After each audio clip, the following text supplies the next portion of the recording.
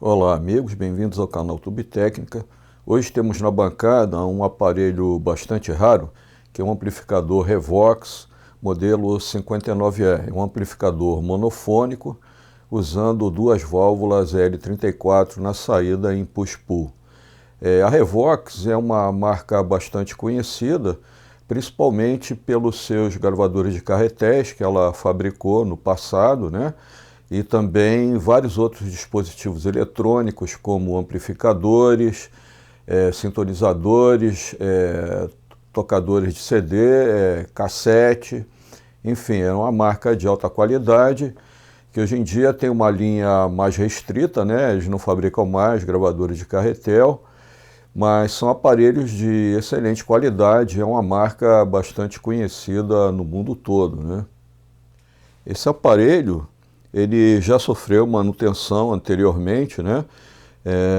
Com a troca de vários capacitores e principalmente com a substituição do retificador de selênio, né? Esse aparelho ele, de fábrica, ele tinha um grande retificador, uma ponte retificadora de selênio da Siemens, que foi substituída por uma ponte normal de silício, né?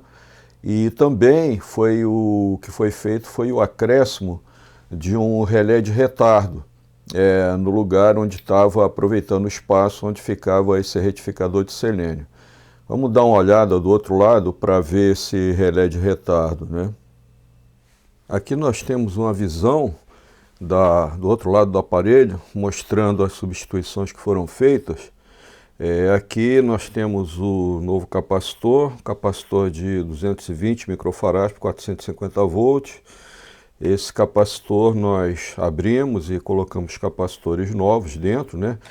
E nesse ponto aqui ficava a ponte retificadora de selênio, que era uma ponte grande, do formato de um capacitor, né?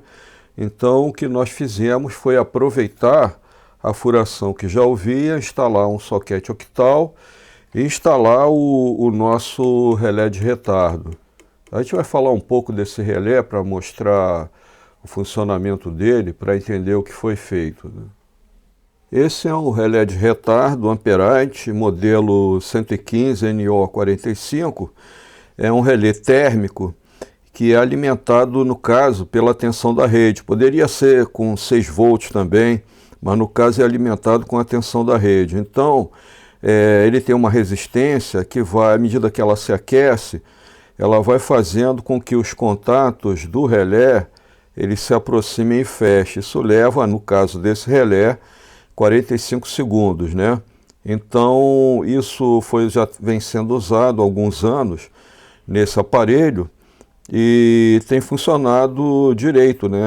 Vamos dizer, sem problemas, não houve defeito, não houve nada. E ele realmente previne o surto de alta tensão quando se liga o aparelho, né? A gente vai mostrar o circuito, como foi feita essa adaptação, né? Aqui nós temos o esquema da fonte de alimentação desse amplificador. A gente pode reparar aqui que esse é um enrolamento de alta tensão que está conectado que era conectado à ponte de selênio, né? E foi substituída pela ponte retificadora de silício. Então o relé térmico, os contatos do relé foram introduzidos no terminal que vai ao chassi. Desse modo a gente conseguiu evitar o surto de alta tensão e isso vem funcionando há alguns anos sem problema. Vamos mostrar o esquema dessa adaptação aqui. Aqui a gente pode ver como ficou a adaptação, né? A chave foi inserida aqui, né, entre a conexão da ponte de retificadora, que é o chassi, terminal negativo, né, e o chassi. E aqui nós temos o enrolamento da resistência do relé, né, que é conectado diretamente à rede. Quer dizer, quando se ligava o aparelho, automaticamente o relé já entrava em ação e era dado o tempo de 45 segundos até ele fechar o circuito, né? Isso vem funcionando há algum tempo, sem problema, né? O que acontece é que, como essa chave está inserida na alimentação, Existem dois problemas, né? Quando ela vai fechando, ela não fecha de uma vez só, como no relé eletromagnético, né? Ela fecha devagar, porque é uma lâmina bimetálica que depende do calor, e com isso, por causa da alta tensão, quer dizer, ocorrem vamos dizer, um contato que vai pouco a pouco, isso produz algumas centelhas, isso produz um ruído na fonte de alimentação, que isso acaba saindo nos alto-falantes. É um ruído pequeno, isso não ameaça nenhum aparelho, mas é uma coisa incômoda, né? Então, nós fizemos uma alteração nova nesse sistema, que foi essa aqui. Ao invés de colocar a chave do relé na alta tensão, nós colocamos no primário, mas com uma diferença.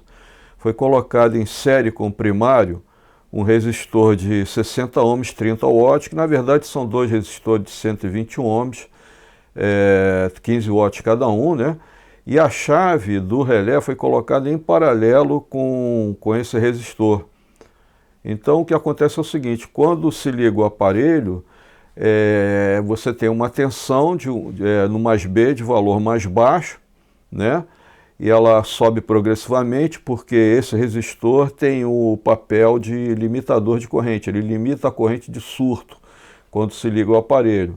Então a tensão sobe e após uns 30 segundos, quando as EL34 elas começam a conduzir, a tensão cai.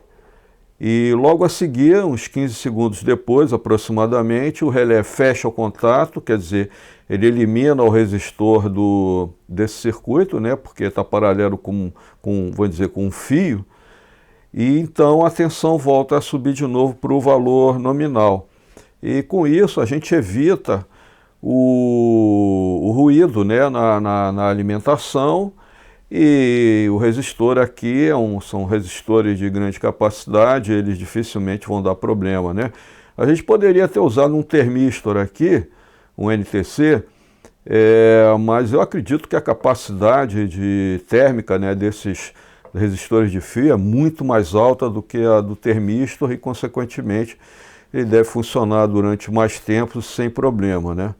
É um circuito bastante simples, que pode ser a solução em alguns casos, em outros não. A gente poderia, em vez de usar o relé térmico, usar, por exemplo, uma placa com o circuito integrado timer 555, que ele fecharia o circuito depois de um tempo determinado também, pode ser feito também.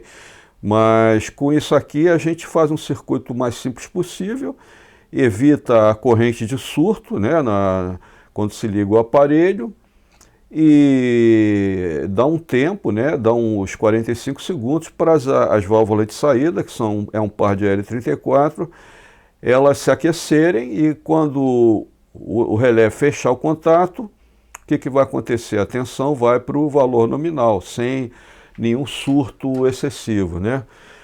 Vamos conectar o voltímetro e ver e observar na prática esse comportamento. Aqui nós temos o nosso voltímetro ligado ao mais B do amplificador, né, da fonte, e a escala a ser observada é essa escala aqui de 12, que é a escala de 1200 volts. Aqui nós temos como referência, nesse ponto, são 400 volts. Então eu vou ligar e a gente vai observar esse comportamento, né? Foi ligado. A tensão sobe lentamente por conta da limitação, né, que o resistor de 60 ohms faz ao primário. A tensão fica em torno de 400, 420 aproximadamente.